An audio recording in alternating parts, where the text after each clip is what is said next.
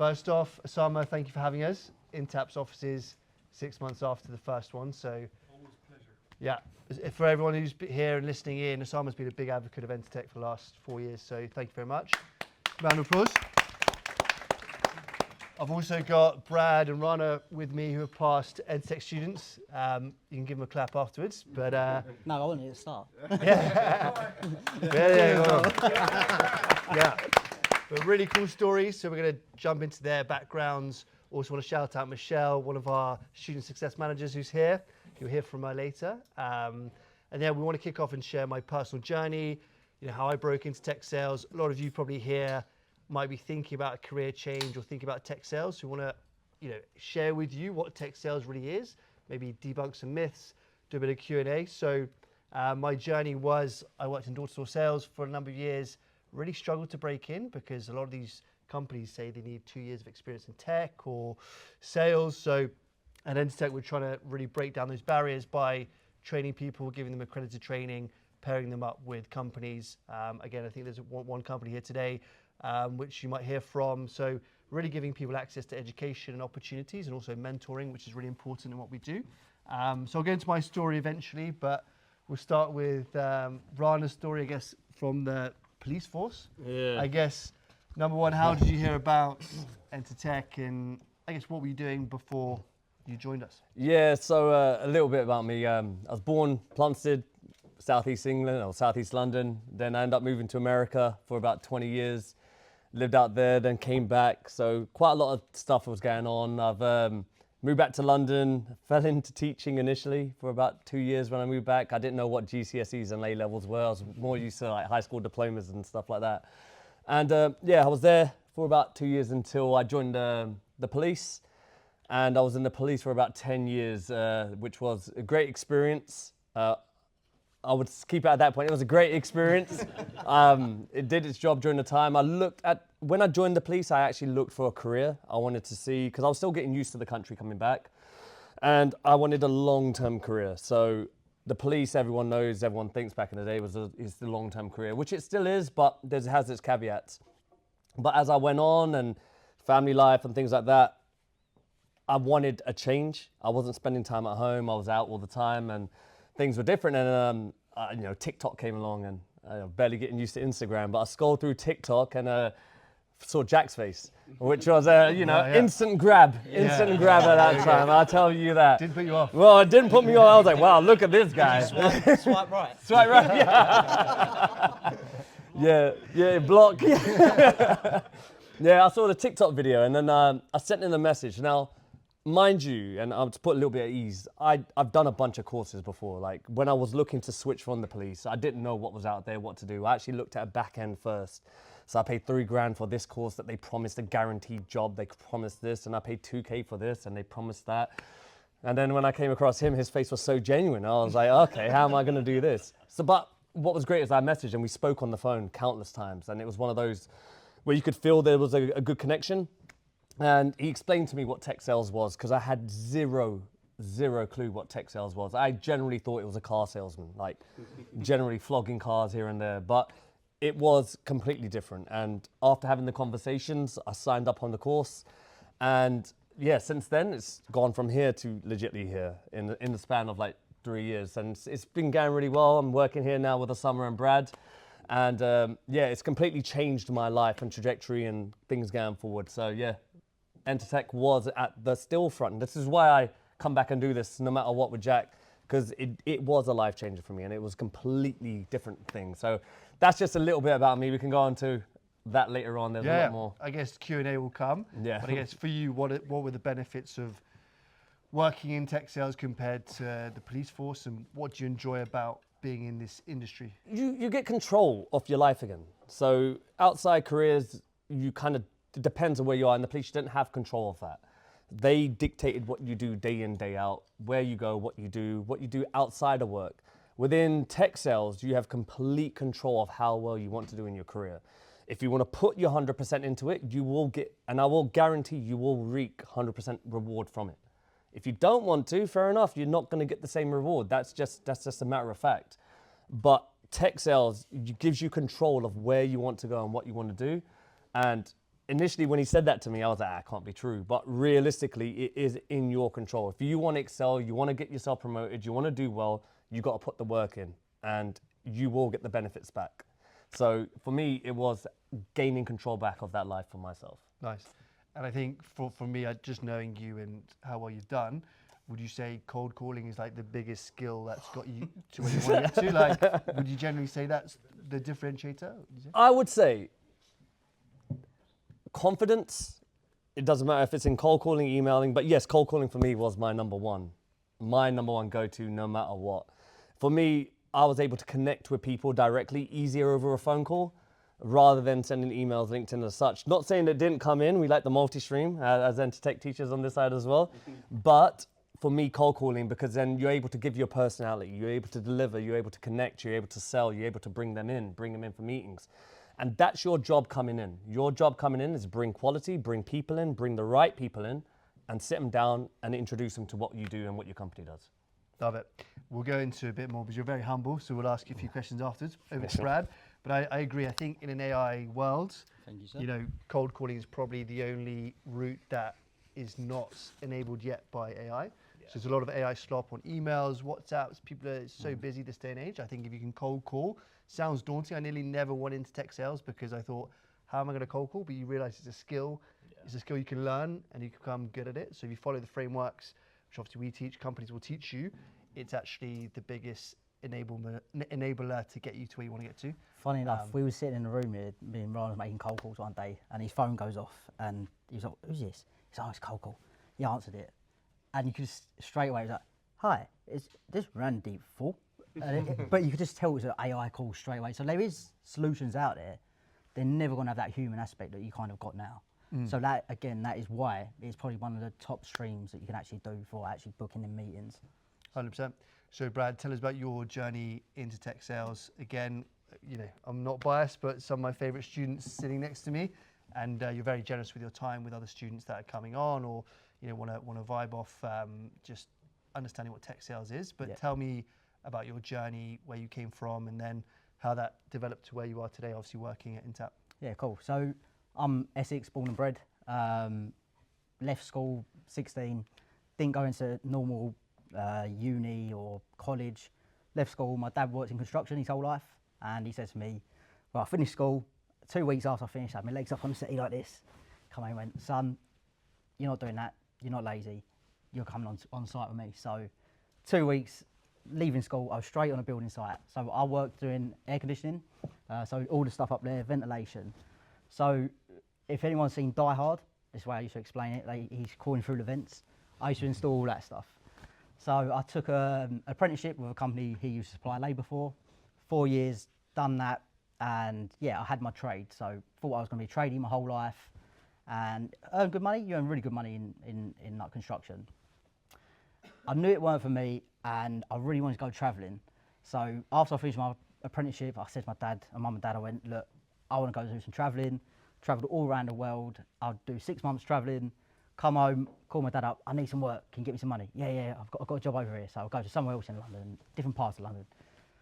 Do 6 months, I'll go off to Thailand, I'll go off to Canada. I had a really life of Riley. I was loving life. And then one year I thought, "Joe, I really want to try do a whole year in a new country." So I went to Australia, and I knew I had to work and I had to make money somehow. So I was looking online, I was like, "I really don't want to do construction, I want to try something different." So I looked online, I was like, "What about sales?" I knew a few lads that went from construction, went into sales and done all right. I thought I had the gift of the gab. I'm like, "Yeah, look at me, I'm a bit of a cockney lad here." So anyway, started doing door-to-door sales, and it was a really simple role. I was going around, knocking at doors and just saying, "Look, all I want to know, you're using electricity here?" They, "Yep, cool. Do you get that bill on your phone, or do you get it on paper?" And they go, "I'll get it on my phone." I was like, "I'll get that up first." So look away, it's really awful, it's quite awful stuff. Get up, look, okay, you're paying $1.60 for the wattage, you're paying $1 for the daily usage. All I'm here doing is just changing this down from here to 99 cents, this to 80 cents. Or I'm gonna save you $200 a year. All you're doing is switching this logo to this logo here, that's it. And that was my first taste of sales. And it taught me a lot about rejection, because you'd knock at the door. And I remember my first 10 doors I knocked. I was really nervous. I was like, oh. No one answered. Second door, knocked. No one answered. I was like, oh, okay. And he kept going, yep, next one. I think, oh. And then about four or five doors went past, no one answered. I thought, oh, this is easy. I went, bang, knocked on one, and someone else went, hi, I'm Brad, I'm here to do. And it was, you just put your pitch out. She went, yeah, here's my bill. And we managed to close it on the first sale. I thought, wow, that's commission. That's $100 in my pocket. So I thought, this is a good life. Then I started realising what comes with the sales life. We was going out on a Friday. We was working at the Gold Coast. We was going down the beach. And I thought, this is completely different construction. Going to work, 9 to 5, coming home, tired, straight at bed. The alarm goes. You're like, oh, it's just. I thought that's not the life I want. So I come back home, and my dad said, "Do you want another job, Brad?" And I went, "No, not really." I said, "I'm going to look for a sales role." So I was looking online and I applied for a few, and they just weren't offering what I wanted. I said, I'm not here to. I could go earn double the money on a building site, and then I come across Entr Tech, and whilst I was travelling, I also taught myself to code websites.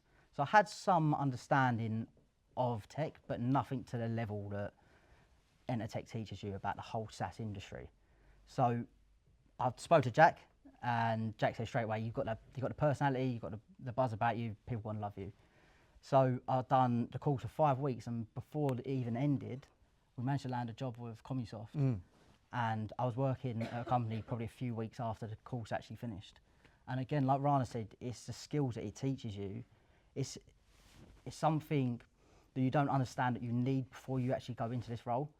Because I've done door-to-door sales, but there's a lot more that goes into the software, like whole organisation.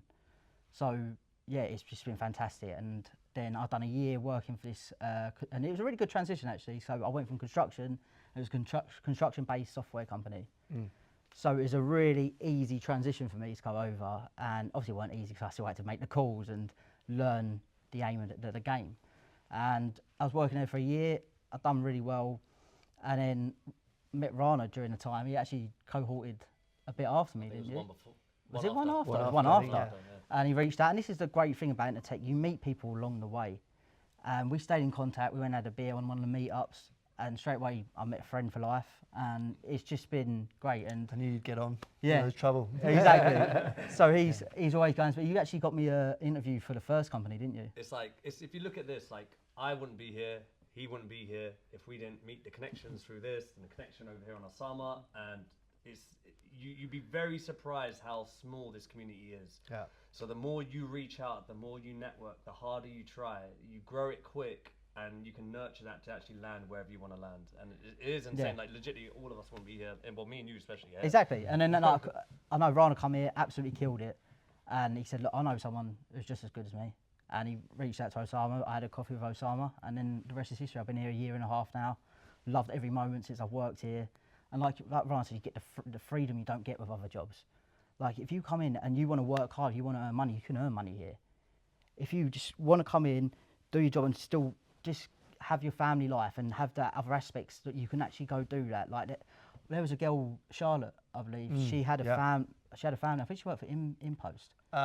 She was waitress for 18 years before. Exactly. And she said, I remember when she come onto the cohort, she was like, her kids was her everything. She just wanted to spend a lot of time with him. And that job gave her the ability to spend that more time with her children. She was doing night shifts. Yeah, exactly. In Yeah, supermarkets, yeah, I remember. Which is crazy. Yeah. But you guys are both very humble.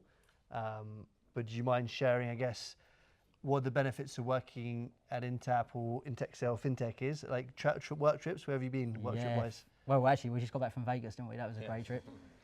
Got back from Vegas. Yeah, big sales kickoff. A lot of money spent. It's great. It teaches you a lot. It brings you together to understand why you're actually working here as well. I've always been quite entrepreneur minded, and then when you come to work for a company like Intapp, who've got a vision to go to 1 billion, 2 billion, and you can be part of that journey, it makes you feel good about why I'm coming to work every single day. And you earn great money whilst you're doing it. So, yeah. I mean, you got to look when you join a company. It's like starting your own company, right? Imagine it doesn't matter what stage, they have a plan to get from where they are in annual revenue to the next stage. So they're gonna have to do that together. they would not do that separately. It's not a separate game. You're doing it as a team. As much as you're going to bring your individual contribution, you're still part of the team, whether you're a startup or whether you're a company that's gone public or not. So you have to come as part of that team, work well as that team. But because you guys are all under the same motion moving forward, you get an aspect of ownership. So you think, hey, look, I'm doing my part of this team. They're doing that part. They're doing that part. And now the company's growing.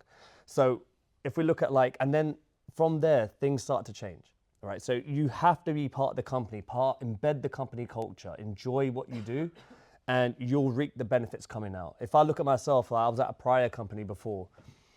Yeah, which company you pick, very honest, vet them as what your own point as well. There's advice I want to give, vet that company, because if you vet them and you look at them and you say, that's not a right fit for me, that's not a right fit for you, go to the next one. And then when you get the next opportunity and you say, hey, look, I feel this is a good fit, this is a good fit. The one I was at before was completely remote. We went in one day, you barely knew your colleagues as whatever it was. I came here, completely different culture. I've been Abu Dhabi, Dubai multiple times. I've been Spain, Vegas, New York, a bunch of other places on that side, Saudi, loads within the span of a year, I think it was 1 year in that span. And it was because the second point, and I did make a mistake before, but it was coming here, you decide, hey, look, I spoke to someone very clearly. I was like, look, what's the culture like? How is it? What's good? Where's the company going? These are types of questions you guys should be asking those companies, because that's only going to enhance your career and accelerate your career. But overall, when you put your energy in and you've got a company that's putting its energy back into you, you're going to reap salary benefits, you're going to reap travel benefits, you're going to reap proper healthcare benefits, other benefits that you wouldn't get anywhere else. So the opportunities are there, you just got to find the right one. But there is an abundance of them. So don't feel scared that you're not going to get anything, because there is totally something out there will fit you at that point in time. Yeah, I think culture sounds very airy-fairy and woo-woo, but I think in this day and age, you find the right environment where everyone's working hard, they're into self-development, they're into, that sort of culture where they're going to self-improve and develop you as a person, but also give you that progression. Like I always say to everyone, look at the amount of promotions they do internally, because if you're going in as an entry-level role, you don't want to be at a company where they basically churn the entry-level roles very quickly, and it's a culture where people are leaving out the door. So I think that's really important. I think look at the leadership of the sales team as well. Have they gone and done something impressive before? Have they raised great money from great investors? So yeah, I think on that, if you say that, I had a coffee with this guy, right? Yeah. And I'm not tooting his trumpet anymore. It is what it is, right? But let me just go away. Yeah. We had initial conversations, and when we were at the car, I said, how is, promotions and things like this? I've never seen promotions this much in this company. I'm coming through this guy here, right? So that only increases your confidence in the company you're at. And don't be afraid to ask these type of questions as well. I know coming in fresh, you're like, oh, I can't ask it, I don't want to worry him. No, you should ask him. All right, where's the goal? Where's the company heading? Are we looking at internal promotions? How is internal promotions? Are people hitting quota? Don't be worried to have the confidence to ask those questions, because if you ask those questions, they're actually going to have more confidence in you that you're going to know that. And that's what I picked up here of this from Entr Tech straight away. He was like, ask the questions, and it's only going to benefit you. But yeah, as you're saying, internal promotions, things like that, these are big questions you should be asking during interviews. Definitely. Yeah, when you're in the role, you've got to manage up. I think a few of you in tech sales already, you've got to go to your manager with a vision, with a plan. It's not going to happen, 6 months down the line if you haven't had that conversation before. So you've got to, in some way, manage up, and that's something we teach within the program. And obviously, Michelle, you can probably speak to that as well. But I think the main thing I'd say is your network is your net worth. That sounds super cliche, but all of you here tonight should be connecting with each other on LinkedIn, taking a photo if you'd like to have a photo with some people here, posting on LinkedIn. It's something I'm trying to get better at myself, is building a personal brand, but everyone should be doing it, because at the end of the day, you might not be at that company for 5-10 years, but you want to have those connections, you want to have that network and take it with you. So also be selfish a little bit, I'd say. Cool, anything else you guys want to share? Pretty sure, any advice, last bits of wisdom? Or? No, it's hard work. It's what you put into life. My dad always says to me, what you put into life is what you get. And life's a roll of dice. You don't know if it's the right choice you're gonna make. And I took a gamble on Entr Tech, and it's paid off drastically. But I do also believe it comes down to the person as well. Like, it's what you put into the course. I think I mentioned this when we've done the podcast. It's what you put into the course is what you're going to get out. And I remember I sat down. I was in Spain, weren't I? Do you remember? You were. You're on the rooftop. I was in Spain, and to be fair, I had quite a couple of months to actually do it quite nicely. But I just put my head down. I was like, I need to learn this stuff, because that's how it broke me into where I am now. It's got me to where I am today. I'd say also you had a long-term vision, because I know you had a 100K SDR job, so an entry-level role, earning 6 figures offer, and you turned it down to work here, which is just insane. Osama's a great salesman, that's why. There we go, which is just unreal. Exactly, and it's sometimes you've got to look beyond the money in that aspect. So I went for this company. I was working for this company in Norway. I'd been there about 2 months, and Rana gave. I'd already had in the first coffee meet with Osama, and I had the interviews, but this job offered me good money, and I thought, why not take it? And he said, the job's not there yet, so it's your choice. So I thought, I need to get back into tech, just get in there. So I jumped in, took this job, and I was in Norway. And as I was out there, Osama sent me the contract, and I was like, so I signed it straight away.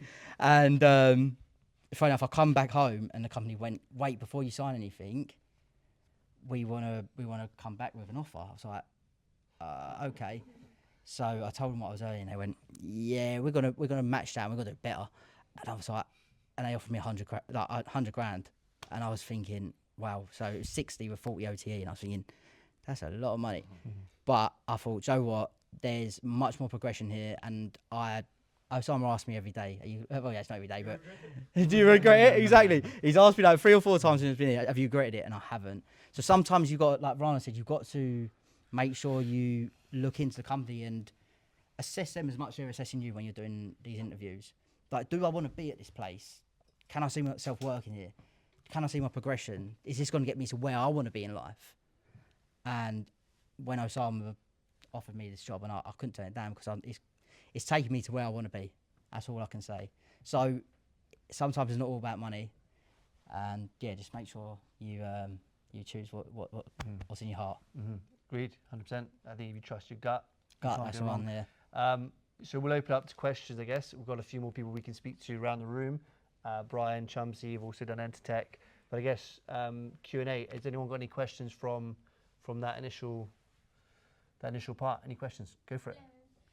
Bridget, I work in tech PR from the common PR industry, looking to pivot into sales. I'm actually curious about Entr Tech, because we haven't discussed it yet, and what it is and how it came about. So if you could kick us off with that, it would be great. Yeah, for sure. So my journey was, I did university like most people, did 4 years of business school up in Edinburgh. Wasn't taught anything about technology, AI. I did a business degree, didn't teach me anything about sales. So I came down to London. I left my degree a little bit cheesed off. And I felt like I hadn't learnt any, skills, hadn't given me the network, hadn't given me any job, right? Any connection to the industry. Watched a lot of films, US films, like, the Facebook film with Mark Zuckerberg, Social Network. I was really passionate about technology, and I went to a lot of sporting events. Back in the day, F1, football were all sponsored by alcohol, cigarette brands. But I realized a switch up was like tech firms. I was like, this is super cool. Always had a passion for entrepreneurship, startups. But I couldn't get a job with a 2-1 from one of the best universities in the UK. And I applied to loads of jobs, didn't know what tech sales was. Even when some recruiters would call me up and put me into roles, and I'd be literally laughed out the door because I didn't have the training or the knowledge of what the industry was. So that was super frustrating. It took me over a year to actually get my foot in the door. I did pub work, did marquees, got a door-to-door sales job like Brad, which was humbling, but taught me so much about resilience and I guess more about myself. And then I realized, okay, I really need to break into tech, got an internship at an SDR position for a US firm operating in the UK. And I always say to people, if you're looking to get into tech, always pick a US firm in the UK because there's more growth potential there. They're typically funded better and they're set up more for scale. So if you work for a UK company, fine, but the best the best thing for me would be pick a US company or a company from abroad.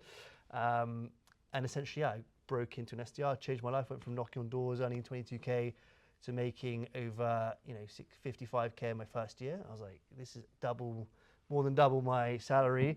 And then I got into a regional director position before the age of 28, was operating across the US and Europe, traveling to New York, San Francisco.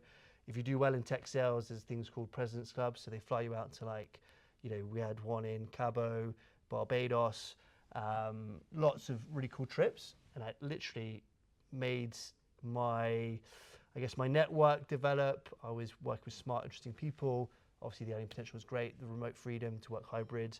And yeah, so it changed my life. And I realized at a point during the pandemic, COVID happened, I was hiring for junior people or, people like me trying to break into tech. And I realized we couldn't train them in the office because COVID had happened. And I thought, how can we train people online for just personally for my business I was working for to get them up to speed? And I thought actually it's a two-sided problem. Like I struggled with a business degree because schools and universities don't teach sales or tech. And I thought, okay, how can we create almost like a business school 2.0 for the tech space? Developed Entr Tech. We've been going for 4.5 years. Got aggressive growth plans this year, and one of the people in the room is here to hopefully help that as well. So for me, we're trying to build out connections with employers more and aggressively scale. But that's how the journey started, really from my personal experiences and journey into tech. So yeah, hope that helps. And I think on that as well, where Entr Tech comes in. So like when I joined the course, just in general, so it teaches you the basic, it does teach you the fundamentals of what you're gonna need when you come into the job. And that transpires from the interview stages. So instead of coming in blanket, like Square, whatever you find out online, remember there's 100 people doing that. Yeah. So coming in with Entr Tech, by the 6 weeks, I had 2 or 3 job offers by the end. And it was coming in because it built out foundational parts of understanding where marketing flows into sales, flows into CS, flows into implementation. Understanding that journey there and describing that on an interview is people can't do that. Yeah. And are you graduating after the program or are you contracting out to? So we don't do any flexible contracts. So that's something we potentially thought about doing later down the line, but potentially at the moment it's getting people into full-time jobs. So we'll introduce you to employers. We've actually started a service where we'll actually apply on your behalf to a lot of companies, which is pretty important now. It's an aggressive competitive job market. You're getting people from EY, PwC, Deloitte. Smart people want to get into tech sales now. So they realize AI is the way it's going, great work-life balance, great earning potential. So yeah, we're a holistic program where we'll train you, introduce you to the network, and actually get you into roles. And actually, funny enough, something we're big on at the moment is developing that employer network. So getting you guys the success you need. So yeah, what interested you about tech sales? And Well, I work for big tech. That's the companies I work for. Your Cool. Microsoft, your Intels. I just am not finding it really purposeful. The comms and PR work that you're doing because it doesn't really drive return on investment for the companies. It's almost like this extra pot of money that CEOs pass down to the comms department. So yeah, I wanted to do something a little bit more purposeful. I'm obviously quite senior in my career. Yeah. The money and the rewards aren't really there like there are in tech sales. So yeah, makes definitely sense. intriguing. 100%. No, it makes a lot of sense. I think 95% of the people we work with are career switchers. And sometimes, obviously, it's such a big move changing careers. That's why hopefully we can help, because obviously we're giving you that guiding support and hand holding, because it is daunting changing careers. And the benefits, though, are obviously the earning potential, the progression, not just the earning, but actually going up in where you are, and also the the flexibility, the remote freedom, which is important too. And also remember, when you're switching careers, you think it's just SDR, AE, and then it's not that. I've just got promoted, so I chose the AM route. So I chose to go down the account management side. So one thing that you'll understand is, the SDR role is, and I'll tell you what, if you're going to be a killer in AE or a killer in AM or CS or implementation or whatever, learn your foundational blocks as an SDR, really solidify them. because then it opens up all your avenues. So just remember, like, Entr Tech was the base foundation block. You started out strong coming into it as an SDR, and then from there, your avenues to become an AE or an AM or a CS or implementation, and other people come in. I think one person left and became like head of technology somewhere else, depending on what field they're in. Yeah. Funny enough, we have interns here, and the interns we've always had are great. And I remember one last year, her name was Sophie, and she just spoke to everyone. Yeah. She put her name around. Everyone knew who Sophie was. She was the intern working as a SDR, CDA, and if she had stayed, if that was her job, she was only here for how long did they do? 2 months? Cool. 10 weeks. 10 weeks. She was here for 10 weeks. Her name was around more than some people that have been working here for two years. She was so young as well. She was so young, wasn't she? And it's like if you come in and you go, okay, this is going to be my stepping stone to get into somewhere, to a different position. I don't have to stay in sales. Just put your name around, get to know people, and people notice you around the office. And she was noticed, and she was just an intern. So that's how the job can take you to any avenue. If you don't want to stay in sales. Yeah. Personally, I want to go up to account executive. Like I said, I want to earn that money, and Rana's took a similar route, going to account management. And you can just stay in that typical progression. But the opportunities it does open is endless. You might come in and find something. Oh, I'm really passionate about marketing. I'm really passionate about CS. You can make that jump. And especially now in today's market, like, there's positions and opportunities across, like, we're working financial services. Every financial service company out there or firm has some AI specialist or has some AI transformation program or an AI this. Like, it doesn't, you think about the knowledge and skills you gain. Like, I could go out there and go to market AI strategy. Like, you start picking up and moving across that way.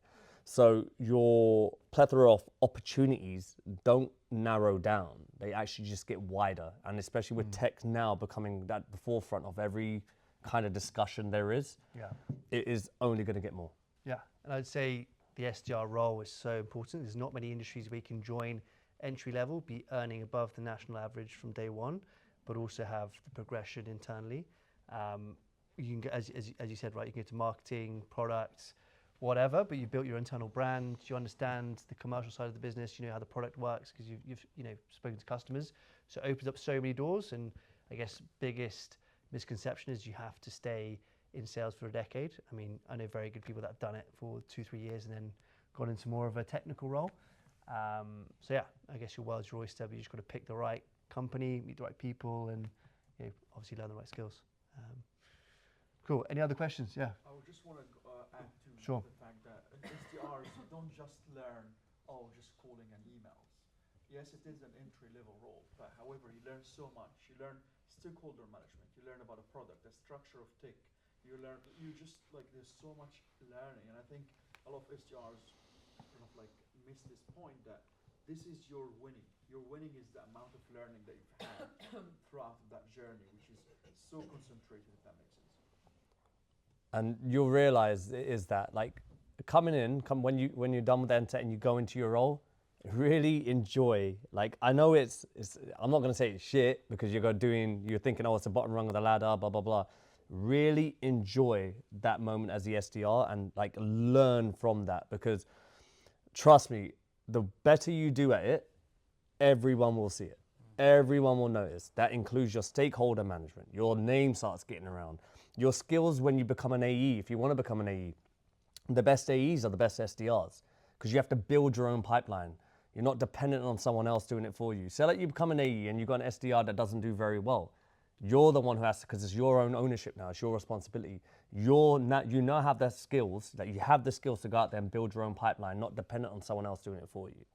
So honestly, take this role, like the 2 years, take it as like the best 2 years. Because I actually miss it a little bit. Like generally I miss, well, no, like, I do miss calling, I do miss those bits, like the team bonds, like learning that journey, that 2 year journey. I actually do miss it here and there. But at the same time, I actually really took control of that year, well, 2 years that I was an SDR during that time. I took complete control of it. Spoke with Osama a lot, spoke with everybody here a lot, spoke with even yourself, the team, grew with the team as we grew up. You have to own it and enjoy it.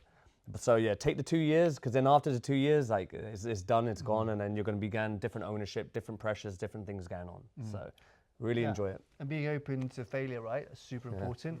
It's like it is quite daunting when you get that job. That's where the job starts. It's not breaking into tech. The job actually starts, if you think about it, when you land that job.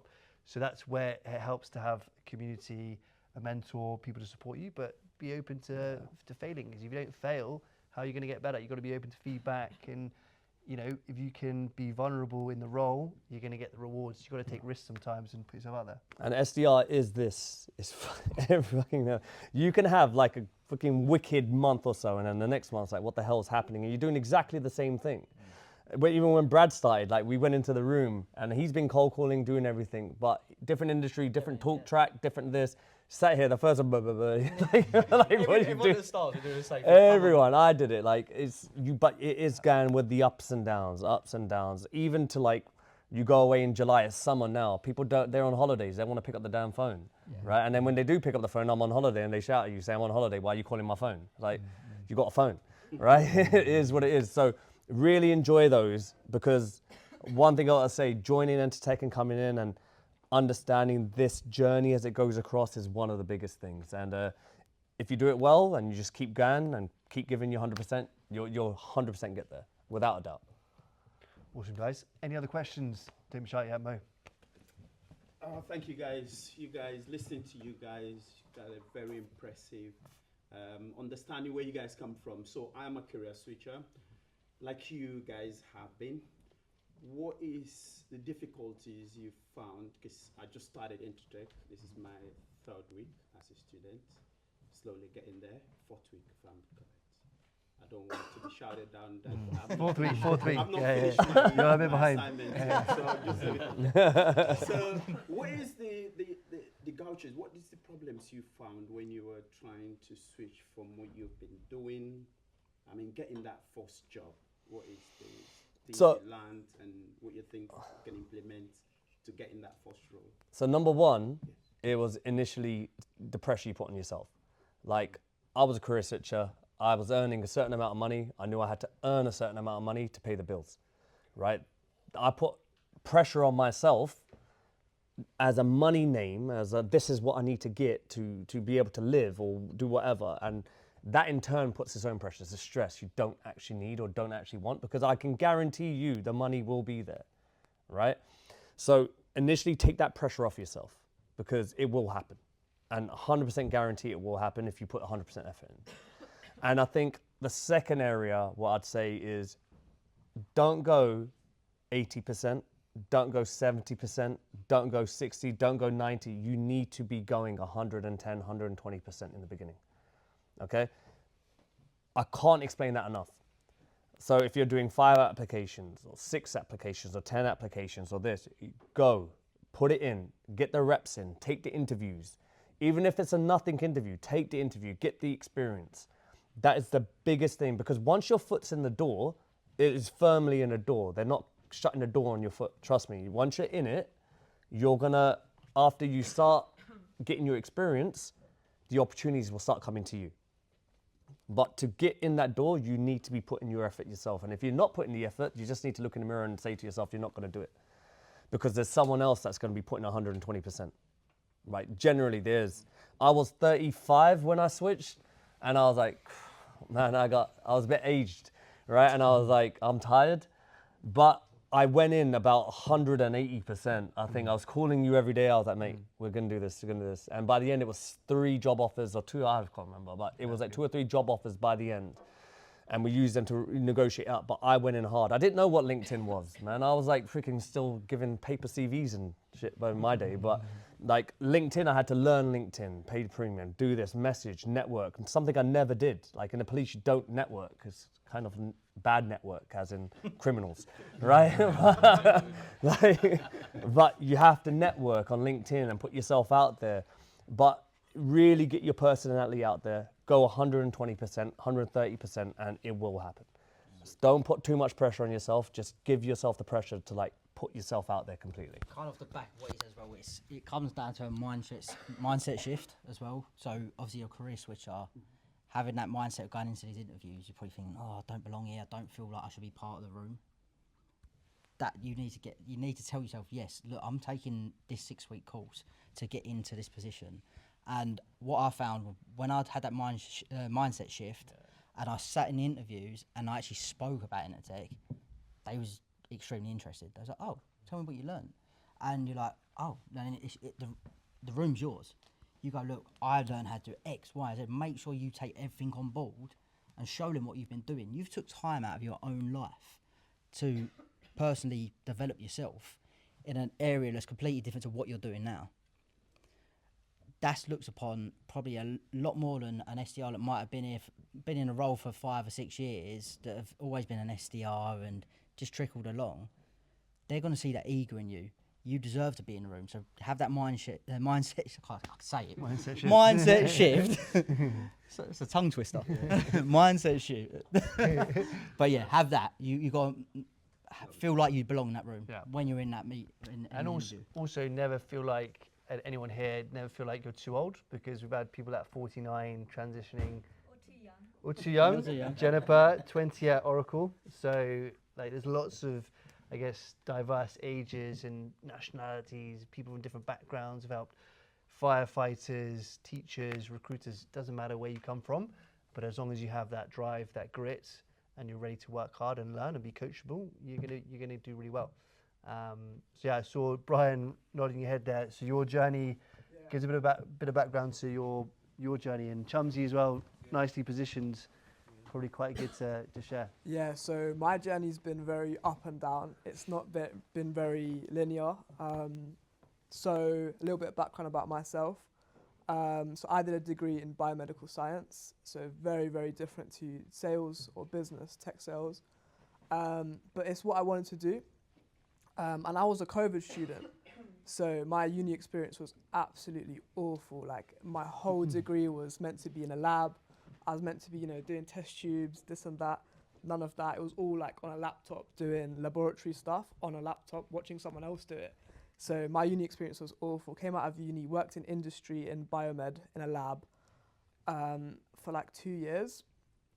And the time I got where I was like, oh, you know what, this isn't for me, or like I was thinking of maybe switching to something else, was I was just speaking to a lot of people already in the role. They're a lot older than me as well. And I was just asking them about, progression, how did you get here? And they were telling me crazy stuff, man. They were like 10 years. I'm like, 10 years? I'm going to be like 40, 30. And I was like, damn, that's a long time to progress to a particular salary or goal that I want to get into a lot sooner. So I looked into tech first and foremost rather than sales. So I wanted to get into coding. So I looked into back-end and front-end software. So software engineering. So like Rana, I did loads of courses on software engineering. And I was doing it, and I was like, this is taking too long. I'm not that good at it, to be honest with you. And again, like Rana, I was literally in bed just scrolling through TikTok. And just doom scrolling, and then it was just Entr Tech popped up, and first and foremost I just thought it was a scam. To be fair, I thought there's no way this is real, but like TikTok celebrity. but like I'm very into my research, so I done my due diligence, I researched it, and I saw a lot of students that were on the course previously, and I actually stalked their LinkedIn. I thought, whoa, this is legit, right? They're actually like within their role. So I thought, cool, you know what? Let me take a gamble. Let me see what it's about. I applied, got through the Entr Tech course, and I'm working as a BDR from the start of the year. But prior to that, I was interviewing. I actually got a role within a healthcare tech company, so it's very within my industry, like biomed, healthcare tech. I thought this is sweet, but that folded. So I signed the contract and everything, and they said, "Oh, our priorities are shifted. We don't want you anymore." So that was kind of like super heartbreaking for me, because I thought, cool, I finally got my foot in the door, but then it just kind of got stripped away. But like Rana and Bradley said, it's all about persistence. Just kind of, you have to just keep going. Like it's like almost like an SDR role where you just have to keep going. Forget about the rejection. You just if you get rejected, cool, on to the next, on to the next, on to the next. But yeah, now I work fully remote, and the people there are great. I was literally in Amsterdam the other week for a tech sales kickoff, going to Brighton next week for like a sales London meetup. So yeah, like persistence is really important in this kind of industry. But yeah, it's a little bit about myself. Love it. Brian, thanks so much. Jumpsy, over to you if you want to say a few things. One of our probably eldest in terms of years, probably 4 years ago you did Entr Tech, was it? Yeah, nearly. Makes feel good. Yeah. Oldest. Yeah, my story, how did I start? So I went into business management at uni. Had no clue what I wanted to do at uni. Just kind of done it because of the parents, whatnot. And then after my first year, I went into door-to-door selling, like Brad and Jack. I call it character building. But do you know what it is? It taught me a lot about having to learn from other people. If you want to do things correctly, you actually learn what you're doing, skills you need to actually succeed. So I did that for my first year summer. And then I thought my sister done quantity surveying and construction, so I thought maybe I want to get into that. So I actually volunteered on the site to get a bit of experience to actually get a role in quantity surveying. So I managed to get a job at Mace Construction just in Moorgate. Done that for about a year. It was all right, but then then people kind of told me I'm a bit of a people person. I'm good at talking with people, so I thought, you know what, let me get into sales. Then COVID hit, so I was at home for like 2 years, and then I got a job in like serviced accommodation. So that was fully remote as well. But that was all right, good money. But then I thought, I've been at home for 3 years now. I want to get back into the city, back into the office. I had a taste of the city when I was in Moorgate. I thought I want to get back into sales, and I thought, how would I get back into sales and what's good money? So I thought tech sales. So I came across Jack's course, Entr Tech. Managed to do 6 weeks with Jack on the course. It was good. And then Jack actually gave me a great opportunity to work with him, which is here we go. Yeah, What the intern. So I worked side by side with Jack. That was a great experience. Actually putting my skills to use on the course. Did that for about 3-4 months. Then I managed to land a job at S&P, which is also in Moorgate down the road. That was in like private markets, private equity, where like a portfolio monitoring software, which was good, very good experience. You're very undercooking it, corporate. but S&P Global, they're like one of the biggest companies in the world. It's a serious role. Jack actually did the same role as me. Yeah, so I used to work there. So in the skyscraper, and probably how many people? 10,000 people in the office. So it's a huge corporate beast. But you obviously did well there and grew through the ranks. Yeah. What would you say the biggest learning for you was, through the whole process? I say resilience, because even when I was working we was still doing interviews, still a few knockbacks. But I felt like just getting experience, doing what you need to do to get the role. So I felt like applying myself when I was with you, because we actually looked for, what I was doing was helping companies recruit SDRs. So I was reaching out to companies, asking them what their recruitment process is. They'd like to take on SDRs from our program. So that was good experience, actually putting my learning Put you into to work. practice. Put you to work. Yeah, and that obviously made me stand out as an candidate a bit more as 100%. well. I do have a question though. Yeah, of course. And this can be on anyone's side, but there's a lot of highs and lows, like you said, of especially sales, and you have to deal with a lot of rejection. So on the other side, is there something that you found that's like, this is the reason I do it, so this is the reason I come to work, this is why I'm in tech sales, and anyone's free to? Do you want to take that one? You've got quite a good why. Yeah, I mean, realistically, financial freedom is half of it. Culture, I mean, I've been around the block when it comes to jobs. I worked at United Airlines, police, I mean, there's a long list of it really. But I've never experienced the culture like I've experienced here. So actually going to work and actually enjoying your work, like I'm at that point where I need to enjoy work. So enjoying work is one half of the why, and then, the opportunities that I'm gonna release for the kids and things like that in the future is another why. And I don't think I would have had that before compared to where I'm at now. And if I'm just, 3 years or 2.5 years into my tech career, in the next 5 years, I have a different goal where it's gonna head, which is gonna unlock more doors. So for me, each person's gonna have their why. You just kind of just home into it and hold it. Generally, hold that why and just don't forget it. Because it will happen, and when it does happen, it's easy to forget the why. Just keep remembering why, and then legitimately the time will fly, and you kind of be where you want to be very quickly. And yeah, that was my part of it. I mean, for sure. It changes. Like, funny enough, my why has now changed. My life got flipped upside down in February. I'm about to have my first child, and now I know why I'm coming into work. Like today, it was funny enough. I was speaking to Will. Where's Will? So I was chatting to Will earlier, and I've done something so stupid. I watched The Pursuit of Happiness. Don't know if you've ever seen that film. And I was just like, oh my God, I've got a kid on the way. Oh my God. So I locked myself in the booth today and just made stupid amount of cold calls. And I was having a terrible day, terrible morning, just calling no one. I suppose 3 or 4 people at HSBC had just piled me off, and I was going, this is not my day. It's not my day. And I always tell myself, one more dial. And my last dial I done today, I booked him. So it's just that mindset again. Like, it is your why. When I was younger, it was all about making money. I watched The Wolf of Wall Street. Thought, oh yeah, it's gonna be my life. But that changed entirely. My why has completely changed now. I know that I've got to provide for a family, and your why will always change. But as long as you know you have that mental drive inside you, you're gonna crush it no matter what. I want to add to that as well, that I think in sales there are a couple of things that is very rewarding. So effort in, rewards out is really kind of significant. So you are in control, right? And obviously financially, you are in control. There's so many jobs there where you can put so much effort and you can increase your effort and your reward is going to remain the same. And I think this is one of the important ones.